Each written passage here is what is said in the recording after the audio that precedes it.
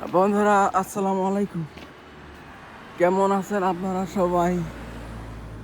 গাছের ডালপালা কাইটে শেষ করে ফেলাইছে দেখতেছেন। তেমনি বাংলাদেশের নির্বাচনটাও এবছর কাইটে শেষ করে দিছে অধ্যাপক ডক্টরেট ইউনূস সাহেব।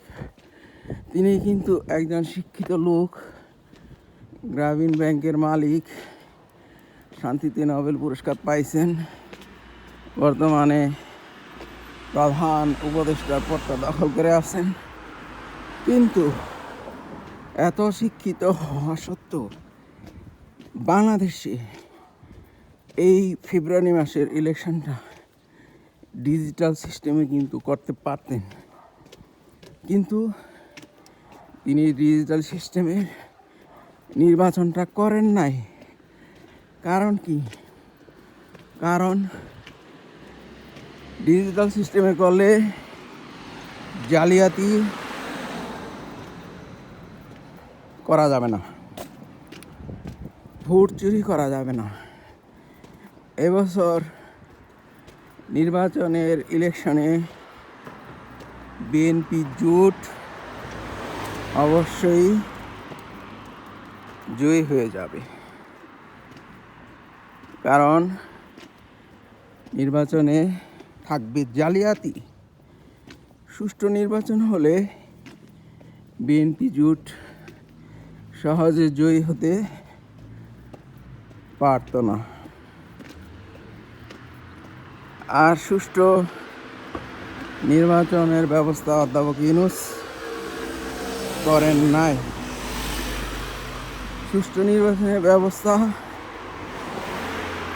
করতে হলে ডিজিটাল পদ্ধতিতে হাতে ছাপ দিয়ে নির্বাচনের ব্যবস্থা করতে হবে। যেমন অ্যাপল আইডি আমরা খুলি, অ্যাপল আইডি খুলতে গেলে আমাদের ছবি, আমাদের হাতের ছাপ লাগে।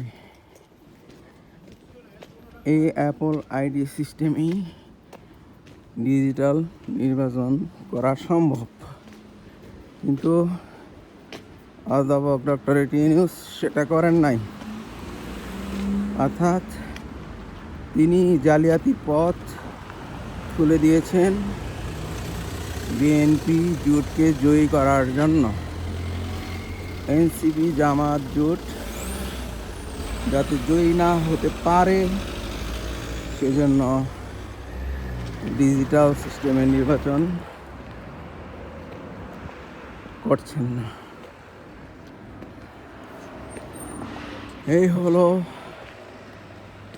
বাংলাদেশের ভালো মানুষদের অবস্থা। আমি 100% অসন্তুষ্ট অধ্যাপক ইউনূস সাহেবের প্রতি।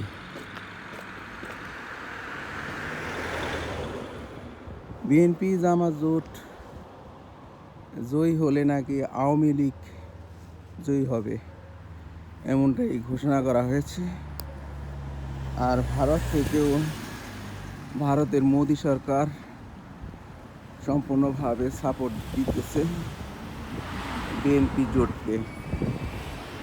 তারা জামাত এনসিপি জোটকে সমর্থন করে না, কারণ জামাতিরা হলো ইসলামী দল আর এনসিপিওয়ালারা হলো স্বৈরাচারী শাসক হাসিনাকে উৎখাতকারী একটা দল।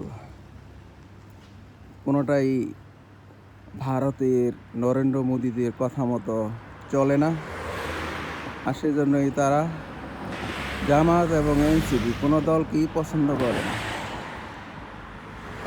আর সেজন্যই তারা একাধারে সাপোর্ট দিয়ে যাচ্ছে বিএনপি জোটকে।